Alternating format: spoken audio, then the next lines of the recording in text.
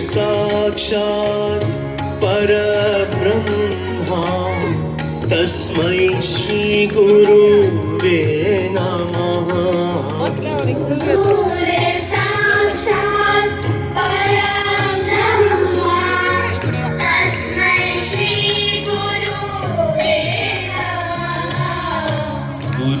गुरुर्ब्रह्मा गुरुर्विष्णु गुरुर्देवो महेश्वरा।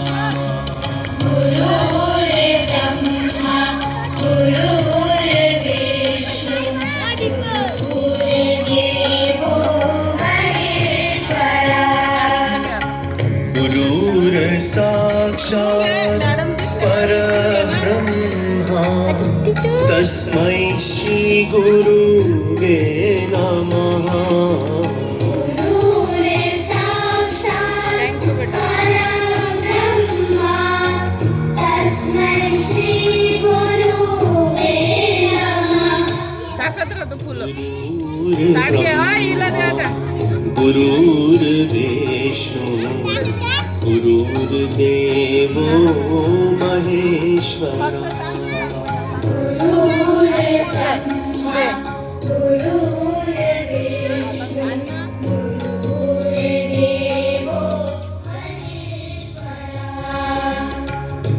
गुरुर्मै श्री गुरुवे नमः।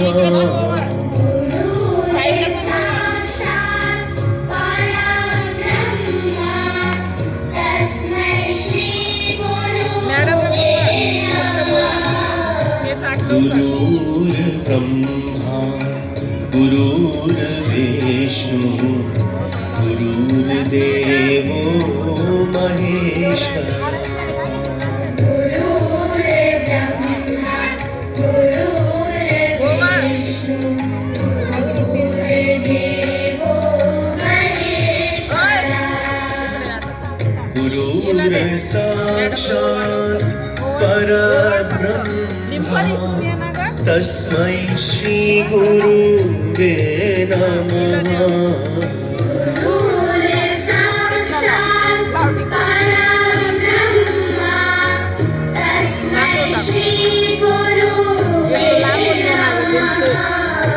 गुरुर्ब्रह्मा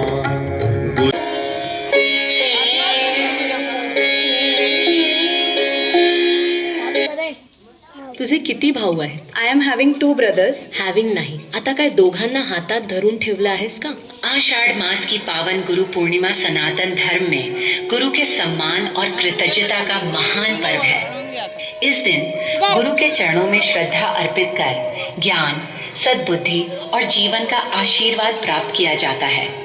आइए सुनते हैं गुरु भक्ति, सेवा और दिव्य आशीर्वाद से जुड़ी एक भावपूर्ण कथा। जब धरती पर धर्म की ज्योति हर दिशा में प्रकाशित होती थी, जब अर्षियों के आश्रमों से वेद मंत्रों की ध्वनि आकाश तक गूंजती थी, जब आषाढ़ मास का आगमन केवल वर्षा ही नहीं बल्कि भक्ति, ज्ञान और गुरु भक्ति का संदेश लेकर आता था, उसी समय की यह हृदय को स्पर्श करने वाली कथा है। आषाढ़ मास चल रहा था, चारों ओर काले बादल उमड़ रहे थे, शीतल पवन बह रही थी, वन के वृक्ष वर्षा की बूंदों से ढुलकर और भी हरे भरे दिखाई दे रहे थे। पक्षियों का मधुर कलरव वातावरण को पवित्र बना रहा था। कुछ ही दिनों बाद गुरु पूर्णिमा आने वाली थी। देश देश से शिष्य अपने अपने गुरुओं के आश्रम की ओर चल पड़े थे।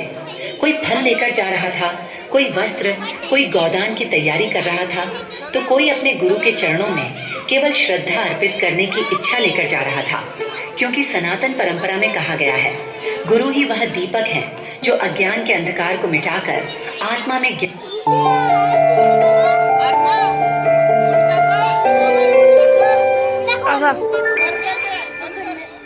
असंही म्हटलं जातं। या दिवशी सगळ्यात आधी महर्षी व्यासांचं स्मरण करायचं आणि त्यांचे व आपल्या गुरूंचे आशीर्वाद घ्यायचे। गुरुपौर्णिमेला व्यास पौर्णिमा म्हणतात, कारण व्यास हे समाजाचे खरे गुरु होते। व्यासोच्छिष्टम जगत सर्वम असं मानलं जातं। म्हणजे व्यासांनी इतकं सर्वस्पर्शी लिहिलं आहे की त्यांनी जणू अख्खं जग उष्टावलं आहे. आता नव्याने लिहिण्यासारखं काही नाही. या दिवशी त्यांचा जन्म झाला असं मानण्यात येतं. त्याचबरोबर आजच्या दिवशी त्यांनी वेदांचं विभाजन केलं म्हणून त्यांना वेदव्यास असंही म्हटलं जातं. गणितातही परिघावरील कोणत्याही दोन बिंदूंना जोडणाऱ्या रेषेला जीवा म्हणतात आणि व्यास ही वर्तुळाची सर्वात मोठी जीवा असते. तसंच आपल्या ज्ञानरूपी वर्तुळाच्या इतिहास आणि उपदेश या दोन बिंदूंना जोडणारी सगळ्यात मोठी रेषा म्हणजे महर्षी व्यास आहे असं म्हणता येईल. आजही आपण जिथून ज्ञान दिलं जातं त्या जागेला किंवा मंचाला व्यासपीठ म्हणतो ते याचसाठी. तर आता वेगळ्या मुद्द्याकडे बोलूया. गुरुला आज आपण मनोभावे वंदन करतो आहोत. जो आपल्याला योग्य मार्ग दाखवतो तो आपला गुरु. आपण सारे लघु गुरुच्या शोधात असतो. गुरु म्हणजे काय तर गुरु म्हणजे जो लघु नाही आणि लघुलाही गुरु बनवतो तो. जो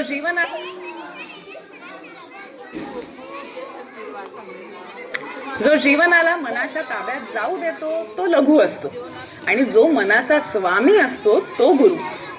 जसं गुरुत्वाकर्षणामुळे आपण पृथ्वीवर स्थिर उभे राहतो तसंच ज्याच्या मार्गदर्शनाने आपण जीवनाच्या घसरत जाणाऱ्या शेवाळी वाटेवर पाय रोवून उभे राहतो तो गुरु. गुरुत्वाकर्षणामुळे देह स्थिर राहतो तर गुरुमुळे मन. आपल्या परंपरेत गुरुला अनन्यसाधारण महत्त्व दिलं आहे. संतांनी गुरुकृपेचा महिमा गायला आहे त्याप्रमाणे गुरुची लक्षणंही सांगितली आहेत. आज गुरुपौर्णिमेच्या निमित्ताने संत नामदेव आणि विसोबा खेचर ही जी गुरु शिष्यांची जोडी आहे त्यांची गोष्ट समजून घेऊया.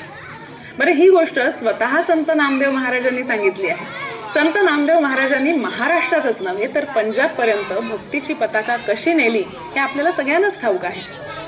शिखांच्या धर्मग्रंथ गुरुग्रंथ साहिबामध्ये सुद्धा त्यांच्या पदांचा समावेश आहे. पंजाबमधील घुमानला साहित्य संमेलन झाल्याचं तुम्हाला आठवत असेल.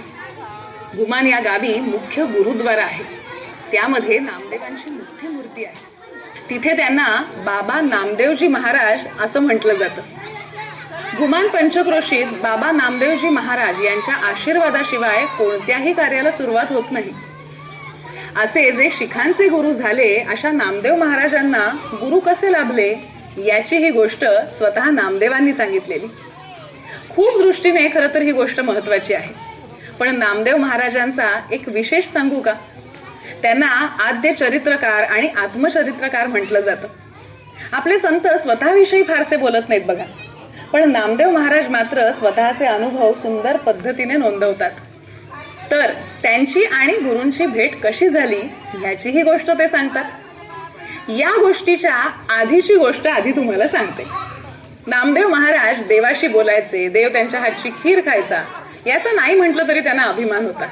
मुक्ताईने एकदा गोरा कुंभारांना सांगितलंही, गोरा काका हे मडके बघा जरा कच्चे आहे का.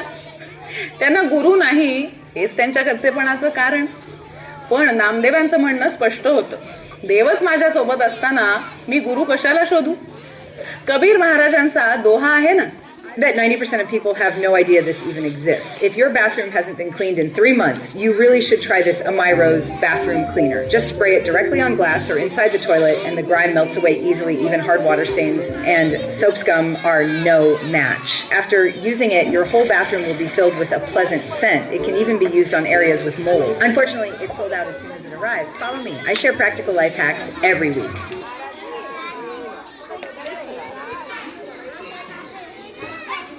आज से खेलना कूदना टीवी सब बंद। अरे मैडम क्यों डांट रही है बच्चों को. खेलना कूदना टीवी क्यों बंद करा रही है इसका. देखिए ना कितने कम मार्क्स आए हैं. बच्चों से बचपन छीन के पढ़ाई नहीं की जा सकती. तो फिर क्या करें. सबसे पहले तो इसकी सारी ट्यूशन बंद करवाइए. अगर ट्यूशन में भी वैसे ही पढ़ाएंगे इनको जैसे स्कूल में पढ़ाते हैं तो उसका तो मतलब नहीं है ना. आपको एक बेटर तरीका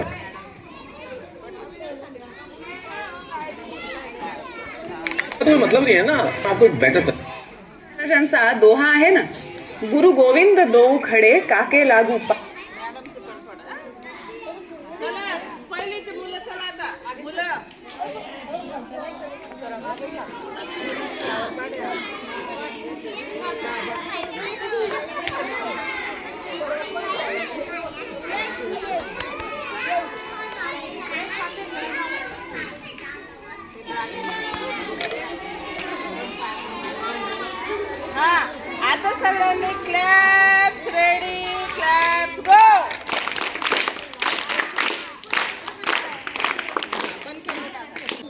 कोणता कार्यक्रम होता?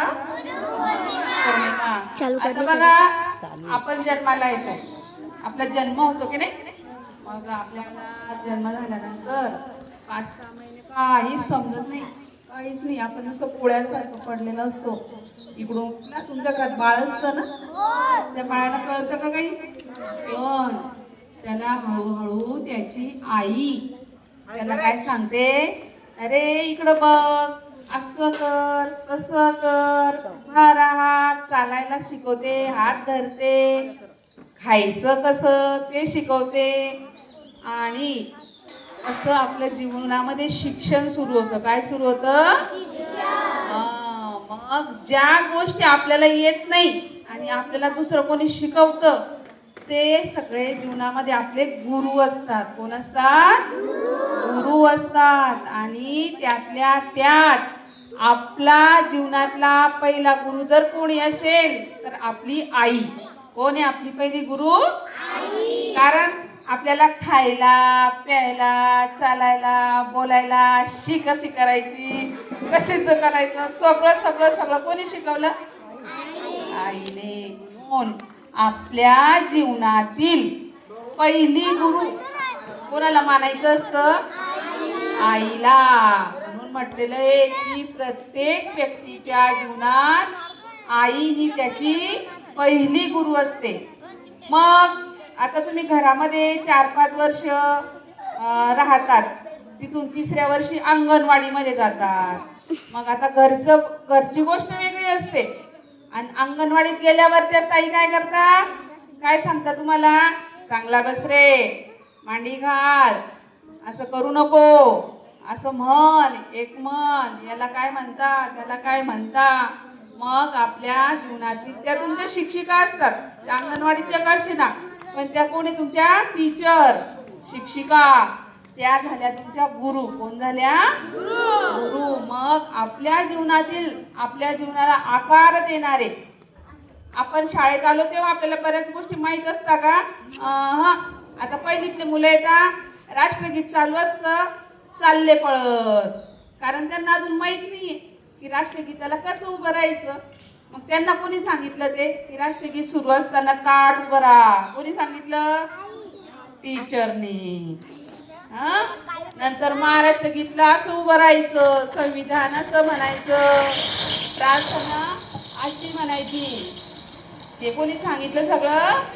मॅडमनी. म्हणून मॅडम असो, सर असो, कोणते टीचर असो, हे सगळे आपले कोण आहे? मग गुरु आहेत. कोण आहे? आता हे झाले आपल्या जीवनाला आकार देणारे गुरु. त्यानंतर आपण जीवन जगताना बऱ्याचदा आपल्याला संसारामध्ये म्हणा, शिक्षणामध्ये म्हणा, अनेक अडचणी येतात. संसार काही सोपा नाहीये, जीवन काही सोपं नाहीये. तर हे जीवन जगताना आपण बऱ्याचदा काय होतं? हार मानतो. काय होतं? हार मानतो. म्हणजे काय होतं? तुम्ही पेपर वाचत नसतील, मोबाईल बघतात, पण त्याच्यामध्ये तुम्ही वेगळंच बघतात, तर माणूस खचतो.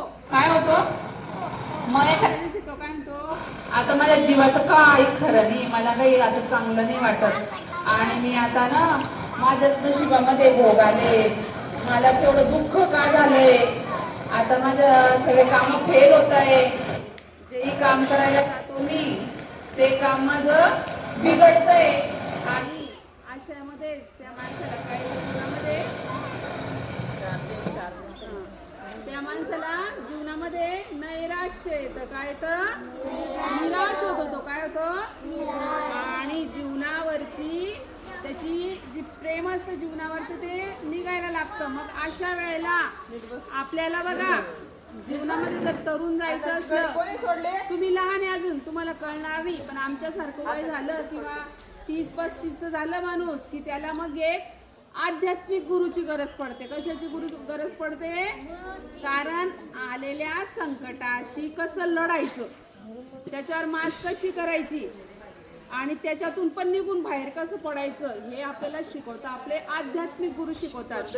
आता तुमच्याकडे बरेच लोक बैठकला जातात, किंवा कोणी, आता माझे गुरु गजानन महाराज आहे, मला थोडंसं काही वाटलं तर मी त्यांची पूजा करते किंवा त्यांना आठवते डोळे बंद करून त्यांचं नाव घेते. कोणाचे गुरु वेगळे असतात. आता बैठकचं तर माहिती तुम्हाला. अजून साईबाबाला आज बरेच लोक साईबाबांच्या चरणी असतील. आता मॅडमचे गुरु आहेत पुण्याला, सरश्री आहे, तेज गुरु आहेत, ते त्यांचं खूप करतात लोक. रविशंकरजी आहेत आर्ट ऑफ लिव्हिंगचे, त्यांचंही खूप लोक फॉलो करतात त्यांना. आता एक नवीन गुरु आहेत तरुण पिढीचे आचार्य प्रशांत म्हणून आहेत, ते पण खूप चांगलं सांगतात. म्हणजे जीवनामध्ये जेव्हा संकट येतील, तुम्हाला अजून लहान आहे तुम्ही, त्यावेळेला आपल्याला आणखी गुरुची गरज पडते. म्हणजे पावला पावलावर आपल्याला गुरु लागतात. काय लागतात? गुरु लागतात. आणि काही नसतं, आपल्याला एक समजून घ्यायचं, सोडली का? जेव्हा आपल्याला एखाद्या गोष्टीचं ज्ञान नाहीये, आपल्याला माहिती नाहीये, आपल्याला काहीच कळत नाहीये, त्यावेळेला आपल्याला जो शिकवतो, ज्याने आपल्याला ती माहिती दिली, तो आपला गुरु मानायचा. कारण त्याने आपल्याला ज्ञान दिलं की नाही. प्रत्येक कोणी, आता तुम्ही जर चौथीतल्या का मुलांना मला एखादं गणित नाही आलं किंवा माझं काही झालं, तर मी काय म्हणाल त्याला, माझा गुरु मानेल मी त्याला. कारण त्यानं मला समज दिली. काय दिली? समज दिली की नाही टीचर असं नसतं, हे असं करायचं असतं.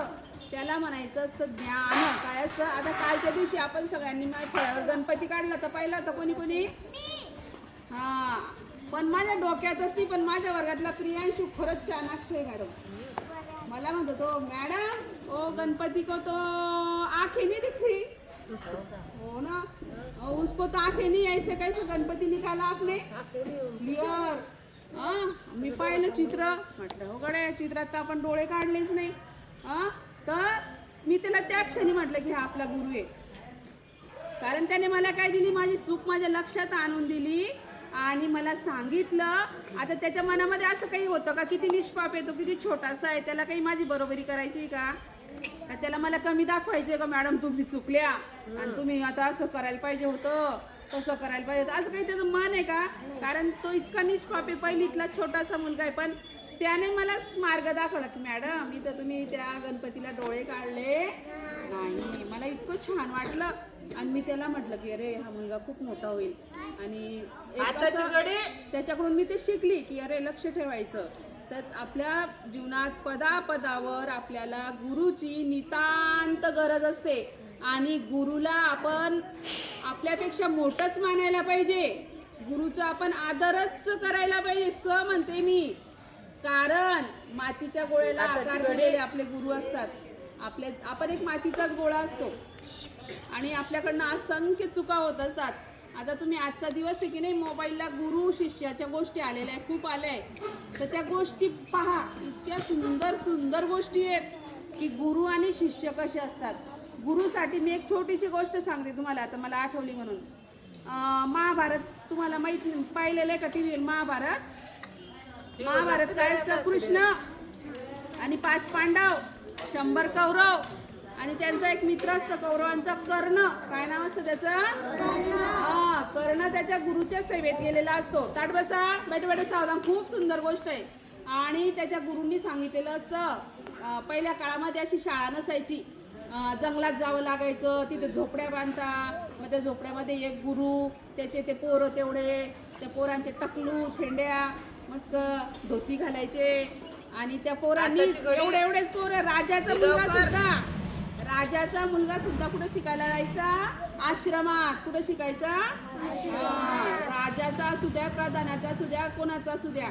मग कर्णाला गुरूंनी सांगितलं, कर्ण त्या गुरूंचा शिष्य, तिथं तुमचे आंघोळ तुम्हालाच करायची, कपडे तुम्हाला धुवायचे, भांडे तुम्हाला घासायचे, ती झोपडी सारवायची, का लाकडं घेऊन यायचे, चूल पेटवायची, सगळं स्वतःला करावं लागतं. आपल्यासारखं आपण ताईला म्हणतो वाडा खिचडी, त्या खिचडी कुदा, असं नसतं. गुरुकुल पद्धती होती. काय होती ती? गुरुकुल. जंगलात जायचं, असं गावात पण नाही राहायचं. दूर जंगलामध्ये कुटिया राहायची, आश्रम राहायचा.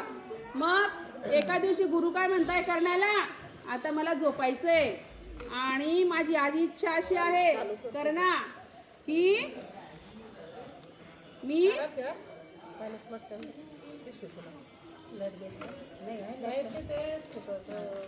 हॅलो, तर कर्णाला म्हणतायत गुरु त्याचे की करणा आज माझी अशी इच्छा आहे की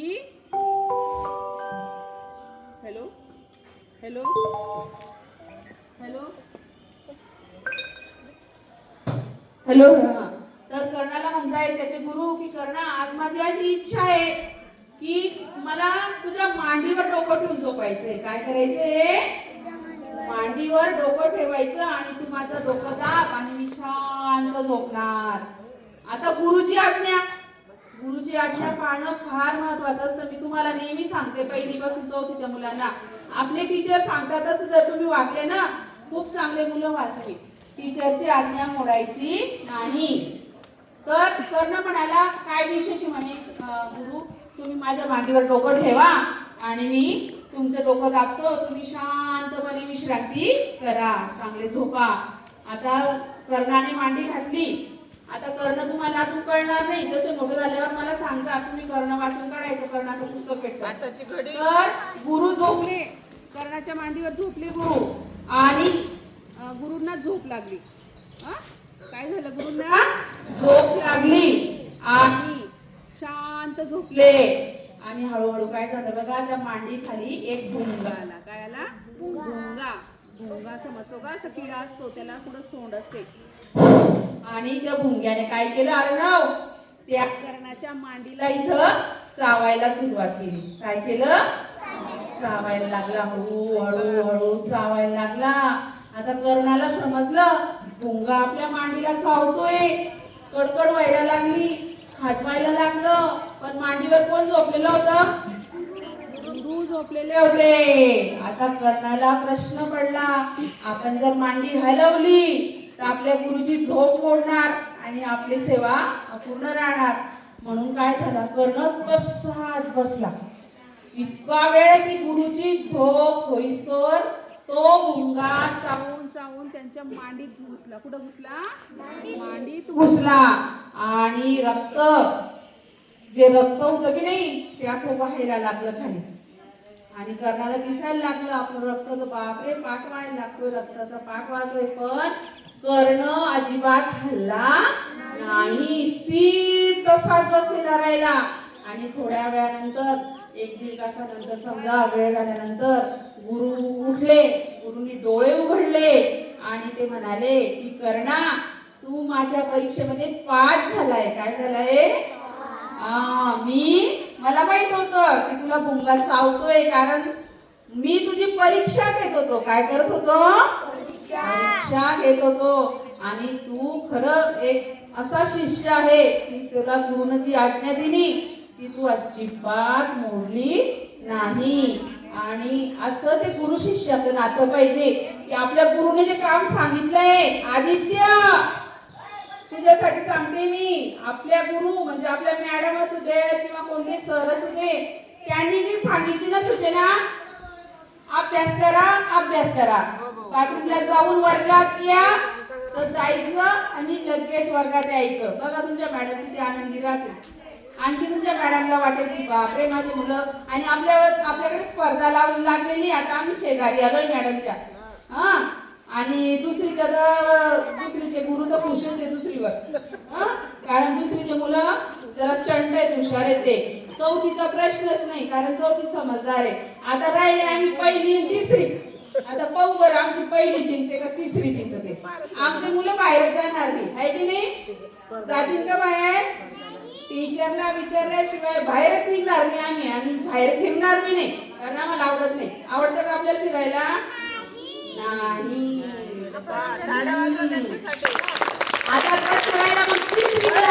आता तिसरी पण मुली काही रात्री जास्त बाहेर. मी लक्ष ठेवते, माझं पूर्ण लक्षात बसले आता की कोणता बाहेर फिरतो, कोणता कसा बोलतो, कोणता शिवी देतो. आणि माझं लक्ष इतकं बारीक असतं ना, तुम्हाला मी समजलं असेल. समजतं ना? तर बघू आता स्पर्धा लावलेली. कोणता वर्ग शिस्तीत राहतो बरोबर. आपण काय करू मॅडम ना, 1 महिन्यानं नाही तर 15 दिवसानं बक्षीस देऊ. एक बुके करून आणू आम्ही छान फुलांचा. आणि ज्या वर्गाने चांगलं वागलं, चांगले बोलले, सगळे स्वच्छ राहिले, चांगला गणवेश घातला, दात नख केस ज्या वर्गाचे स्वच्छ, आता निरीक्षण करतील सगळेच. आणि क्रॉस करायचं. ज्याच्या त्याच्या वर्गाचं मी करायचं मॅडम निरीक्षण. हा तिसरीचं निरीक्षण मी करणार आहे. कोण? हा कारण ती माझ्या शेजारी आहे. आणि पहिली दुसरीचं या मॅडम करतील. आम्ही लेडीजच करू. तर तयारी का स्पर्धेला सगळे? गुरुपौर्णिमेचं प्रॉमिस. तुम्ही पाया पडले तर पाया पडणं नकोय आम्हाला. पाया काही पडायचं नसतं, फक्त एकमेकांसोबत चांगलं वागायचं असतं. काय करायचं असतं? हा मग कोण कोण तयारी स्पर्धेसाठी? वा म्हणा 1 2 3. शाबास शाबास शाबास. बरं कोण जिंकणार आहे? नाही आमचं पहिलीचा वर्ग जिंकणार आहे. म्हणा रे आम्ही म्हणा मी म्हणा. कोण जिंकणार आहे? बघू बरं आता. हा तिसरीचा आवाज नाही निघला का? जिंकणार कोण आहे? आता मी तर लक्षच ठेवणार आहे. आमच्या पोरांच्या मागे लक्ष. आता आमच्या आताच छान छान आहे. अजून चांगलं करायचं आम्हाला त्यांना. नख पावर काढले सगळ्यांनी. कटिंग नख केस कपडे स्वच्छ. मस्त मम्मीला म्हणायचं कपडे धुळी इस्त्री कर, पटका लाव, हे कर ते कर. आणि टकाटक यायचे शाळेमध्ये की नाही. कारण बघा मॅडम किती मेहनत घेतात तुमच्यावर मी पाहते. कारण इतक्या तडतड राहता, तुमच्यावर ओरडत राहता, सांगत राहता. आणि जर मग एवढं करून पण आपली शाळा व्यवस्थित नाही झाली तर मग आपली काही गुरुला आपण मानतो का? म्हणजे आपण गुरुला मानत नाही. म्हणून आजच्या दिवशी आपण तोच संकल्प करूया. पहिली की पहिल्यांदा आपल्याला छान राहायचंय, छान बोलायचंय आणि आपल्या शिक्षकाची आज्ञा पाळायची आहे. काय करायची आहे? हीच खरी तुमच्याकडून आम्हाला गुरुपौर्णिमेची काय होणार आहे? गुरुदक्षिणा मिळणार आहे. रुद्र देणार आहे ना? मग प्रॉमिस केले ना? हा लग्नाला जाताना रांगेत जायचं, तिकडून पुन्हा रांगेत वर्गात बसायचं. कारण जेवणाच्या सुट्टीत तुम्ही खेळता की नाही, लग्नाच्या सुट्टीत इकडं तिकडं भटकायचं नाही. चला मग पुन्हा एकदा तुमच्याकडून सर्वांनी आमचं हे केलं, पूजा केली, फुल दिलं. तुमच्याकडून अपेक्षा नाही, आता तुम्ही खूप छोटे तरी सुद्धा तुम्ही चांगली ठेवली. त्याबद्दल आमच्या सर्वांकडे तुमचे खूप खूप धन्यवाद. फुलं राहिले ना? आणि हा खाली ठेवा आणि पाया पड.